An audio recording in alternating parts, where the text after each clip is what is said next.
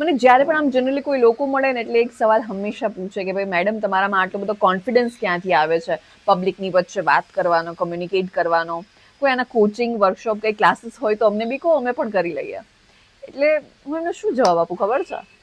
Hi, this is me doctor Amisha and I am here with another motivational Monday. હું એમને એક જ line કહું, confidence in public comes from unseen work in private. એટલે હું હોય કે પછી એવા જેટલા પણ લોકો તમે જોતા હોય કે જેમનામાં તમને એવું જોઈને લાગે કે ભાઈ કેટલો કોન્ફિડન્સ છે, કેવી જબરી વાતો કરી લે છે પબ્લિક વચ્ચે, તો પહેલેથી આવા ના હોય. અમે પણ પહેલાં તમારી જેમ હોય, કન્ફ્યુઝન હોય, કોન્ફિડન્સ ના હોય, લોકોની વચ્ચે જતા ડર લાગતો હોય, પણ અમે શું કર્યું હોય?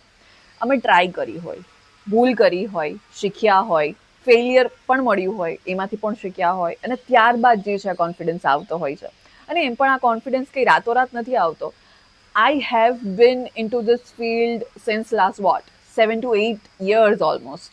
એટલે આ કોન્ફિડન્સ રાતોરાત નથી આવતો, બાય ધ ટાઈમ આવે છે. And if I can do it, you can also do it to.